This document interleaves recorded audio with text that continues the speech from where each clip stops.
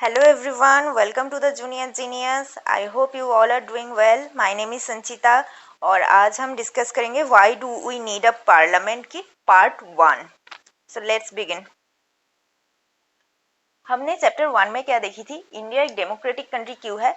क्योंकि इंडिया की हर एक एडल्ट को ये राइट दिया गया है कि वो अपने लीडर को खुद चूज कर सकते हैं या फिर अपने रिप्रेजेंटेटिव को खुद चूज कर सकते हैं. पर लोग ही क्यों चूज करेंगे? Why should people decide? इसे समझने के लिए हमें थोड़ी सी आगे जानी पड़ेगी इंडिपेंडेंस से पहले. इंडिया इंडिपेंडेंट कब हुआ था? 15 अगस्त 1947 में. उससे पहले इंडिया में ब्रिटिश कॉलोनी, इंडिया एक ब्रिटिश कॉलोनी हुआ करती थी. इंडिया में ब्रिटिश की राज चलती थी. तो ब्रिटिश की राज चलते टाइम इंडियंस को ऐसा कुछ भी राइट नहीं दिया जाता था कि वो अपने रिप्रेजेंटेटिव को चूज कर सके या फिर वो गवर्नमेंट की डिसीजन मेकिंग में पार्टिसिपेट कर सके. अब ये सब गवर्नमेंट बहुत सारे ऐसे रूल्स बनाते थे जो हमारी देश की लोगों के लिए बहुत प्रॉब्लम क्रिएट करता था. ये आपको इसका एग्जांपल तो बहुत मिल जाएगी आपको हिस्ट्री में कि कैसे ब्रिटिश राज यहाँ के लोगों को ऑपरेस करते थे, कैसे ब्रिटिश इकोनॉमी, इंडियन इकोनॉमी पूरी तरह से डिस्ट्रॉय हो चुकी थी ब्रिटिश राज चलते हुए. अगर कोई कुछ बोलने भी जाता था, लोग डर से तो पहले बोल पाते नहीं थे. अगर कुछ बोलने जाता था, कोई क्रिटिसाइज गवर्नमेंट को करने की कोशिश करता था तो ही उसे बुरी तरह से ऑप्रेस्ड किया जाता था. जैसा एग्जाम्पल हम देख सकते हैं कि रिवॉल्ट ऑफ 1857 की रिवॉल्ट को कैसे ऑप्रेस किया गया था ब्रिटिशर्स के द्वारा. नाउ 1885 में क्या हुआ? 1885 में आईएनसी फॉर्म हुआ, इंडियन नेशनल कांग्रेस, जो आगे जाके इंडियन नेशनल मूवमेंट की सबसे बड़ी लीडिंग पार्टी बन गई. तो इंडियन नेशनल कांग्रेस ने डिमांड किया कि there be elected members in the legislature with a right to discuss the budget and ask question. कुछ मेंबर को लेजिस्लेचर काउंसिल में 1885 में उन्होंने ये डिमांड किया कि कुछ मेंबर्स को लेजिस्लेचर में एंटर करवाया जाए, कुछ इलेक्टेड मेंबर्स को लेजिस्लेचर में लिया जाए with the right to discuss the budget and ask question. जो बजट डिस्कस करने की राइट दिया जाए उन्हें और क्वेश्चन करने की राइट दिया जाए कि गवर्नमेंट ये सब क्यों कर रहा है या फिर ये रूल्स क्यों अप्लाई हो रहा है, ये सब. अब the government of India act 1909 में गवर्नमेंट ऑफ इंडिया एक्ट बनी. उस गवर्नमेंट ऑफ इंडिया एक्ट में अलाउ किया गया सम इलेक्टेड रिप्रेजेंटेटिव, कुछ इलेक्टेड रिप्रेजेंटेटिव को अलाउ किया गया. बट अगेन इस इलेक्शन में जो इलेक्टेड रिप्रेजेंटेटिव के जो इलेक्शन है वहां पे सब लोगों को अलाउ नहीं किया गया था. बस कुछ गिने चुने सेक्शन के लोगों को ही अलाउ किया गया था वोटिंग करने के लिए, वोटिंग राइट दिया गया था. तो फिर तो हमारी नेशनल मूवमेंट स्टार्ट हुई. हमने जो इंडिपेंडेंस का मांग किया इंडिया के लोग. तो जब इंडिया के लोग इंडिपेंडेंस का मांग करने लग गई, जब ये नेशनल मूवमेंट, ये पूरी जो स्ट्रगल का पार्ट है चलने लगी, यहाँ पे बहुत सारे सेक्शन, बहुत सारे बैकग्राउंड, बहुत सारे अलग अलग कल्चर के लोग पार्टिसिपेट करने लगे. और वहाँ पे किसके लिए पार्टिसिपेट करने लगे? उनका इंस्पिरेशन क्या था? ये जो बहुत सारे अलग अलग कल्चर के लोग एक ही नेशनल मूवमेंट में पार्टिसिपेट कर रहे थे, वो एक ही चीज के लिए कर रहे थे, वो है ideas of freedom, equality and participating in decision making.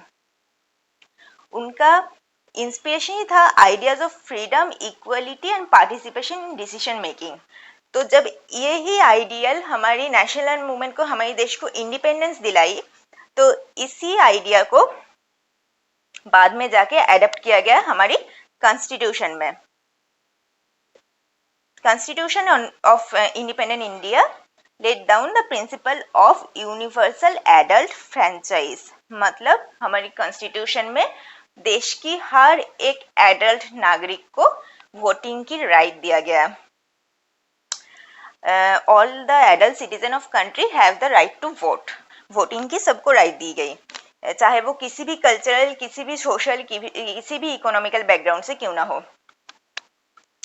अब सबको राइट तो दिया गया, पर इतनी बड़ी डेमोक्रेटिक कंट्री है, इतने सारे लोग हैं, इतने पॉपुलेशन है, कैसे लोग कैसे चुनेंगे अपने रिप्रेजेंटेटिव? ये एक बड़ी क्वेश्चन है कि लोग, इतने सारे लोग अपने रिप्रेजेंटेटिव कैसे चुनेंगे। और यहाँ पे आता है इलेक्शन। अब इंडिया में इलेक्शन कैसे होती है? बहुत सारे अलग अलग पार्टीज होते हैं जो अपने रिप्रेजेंटेटिव को हर एक कॉन्स्टिट्यूएंसीज में, बहुत सारी कॉन्स्टिट्यूएंसीज में देश को डिवाइड किया गया है और वहां पे अलग अलग पार्टी के रिप्रेजेंटेटिव खड़ा होते हैं वोटिंग के लिए। अब वहां के लोग एक एक अपने विश्वास के अनुसार, अपने फेथ के अनुसार वोटिंग करते हैं अपने रिप्रेजेंटेटिव के लिए कि चलो हो सकता है ये पार्टी या फिर ये इंसान हमारे लिए अच्छा काम करेगा। तो ऐसे वो लोग वोटिंग करते हैं। कोई मतलब ऐसा कोई बात नहीं है कि पूरे देश में एक ही पार्टी की रिप्रेजेंटेटिव को मेजोरिटी मिले या फिर एक ही पार्टी की रिप्रेजेंटेटिव जो है उनकी जीत हो, ऐसी कोई बात नहीं है। बहुत सारे देश में अलग अलग कॉन्स्टिट्यूएंसीज में अलग अलग पार्टी के रिप्रेजेंटेटिव जीतते हैं, पर उनमें से एक पार्टी जिनके पास, और ये जो पार्टी के लोग जो रिप्रेजेंटेटिव जीत के आते हैं वो सारे पार्लियामेंट में जाते हैं, पार्लियामेंट में एमपी बनते हैं। अब ये इनमें से गवर्नमेंट कौन फॉर्म करेगी? इन सब ग्रुप में से, इन सब पार्टीज में से जिनके पास भी मेजोरिटी सीट होगा पार्लियामेंट में जिन पार्टी के पास भी मेजोरिटी सीट होगा वही आगे जाके गवर्नमेंट फॉर्म करेगी। तो देखते हैं अब रोल ऑफ पार्लियामेंट का क्या रोल है। हमने देखा पार्लियामेंट फॉर्म कैसे होती है, लोग अपने फेथ के अनुसार वोट देते हैं। So parliament is the expression of faith that the people of India have in principles of democracy. Obviously लोग खुद वोट दे रहे हैं अपने रिप्रेजेंटेटिव को, खुद अपने पार्लियामेंट की एमपी चूज कर रहे हैं, लोकसभा की, वो हम बाद में देखेंगे। पार्लियामेंट की एमपी चूज कर रहे हैं, तो ऑब्वियस ये एक पूरी तरह से डेमोक्रेटिक मैटर है, ये डेमोक्रेसी की प्रिंसिपल की ऊपर लोगों की ट्रस्ट है।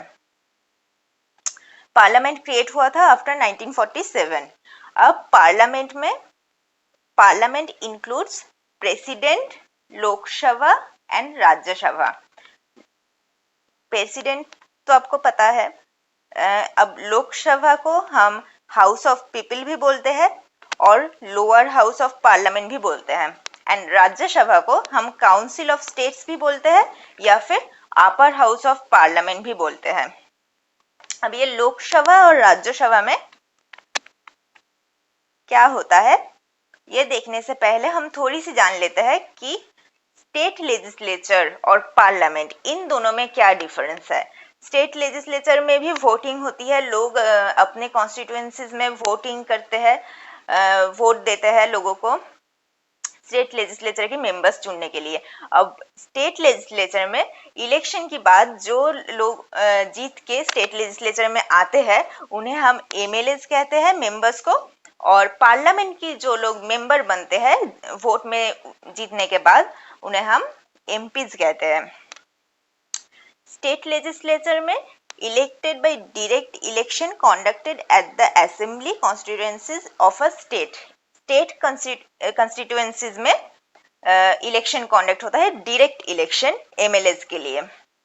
और पार्लियामेंट में क्या होता है, पार्लियामेंट में दो हाउस है जैसा कि हमने ऑलरेडी देखी, एक है लोकसभा और एक है राज्यसभा। लोकसभा में इलेक्शन के लिए डायरेक्ट इलेक्शन होता है, जो direct election conducted through parliamentary constituencies. यहाँ पे सारे देश की पार्लियामेंट्री कॉन्स्टिट्यूएंसीज में इलेक्शन होता है और डायरेक्ट इलेक्शन जहाँ पे लोकसभा की मेंबर्स चूज किया जाता है। पर राज्यसभा के मेंबर्स डायरेक्टली चूज नहीं होती, ये इनडायरेक्टली इलेक्टेड होते हैं बाय द एमएलएज। अब directly elected and indirectly elected में क्या डिफरेंस है?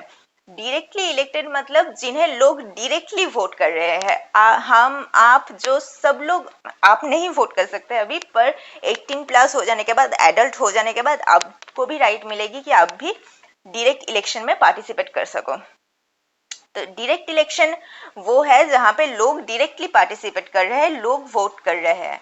अब हमारी डायरेक्टली चूज किया हुआ रिप्रेजेंटेटिव यानी कि एमएलएज आगे जाके राज्यसभा की मेंबर्स के लिए वोटिंग में पार्टिसिपेट करते हैं और राज्यसभा की मेंबर्स चूज कर सकते हैं। इसीलिए राज्यसभा की मेंबर्स इनडायरेक्टली इलेक्टेड होते हैं और एमएलएज या फिर लोकसभा के एमपीज डायरेक्टली इलेक्टेड होते हैं। नाउ पावर्स, हमने चैप्टर 1 में देखी थी कि पावर जो सेंट्रल की लॉ मेकिंग पावर है गवर्नमेंट की, सेंट्रल की नहीं गवर्नमेंट की, वो 3 लिस्ट में डिवाइडेड है, state list, concurrent list and union list. तो स्टेट लेजिस्लेचर के पास पावर होती है कि वो स्टेट की सब्जेक्ट्स के ऊपर, स्टेट लिस्ट की सब्जेक्ट्स के ऊपर and including some subjects of the concurrent list वो लॉज बना सकती है। और पार्लियामेंट के पास ये पावर होती है कि वो यूनियन लिस्ट के सब्जेक्ट के ऊपर including again some subjects of the concurrent list वो पावर बना सकते हैं। तो ये हो गया स्टेट लेजिस्लेचर एंड पार्लियामेंट की difference. Okay, so thank you so much for watching. आज के लिए बस इतना ही, बाकी पार्ट हम नेक्स्ट वीडियो में देखेंगे।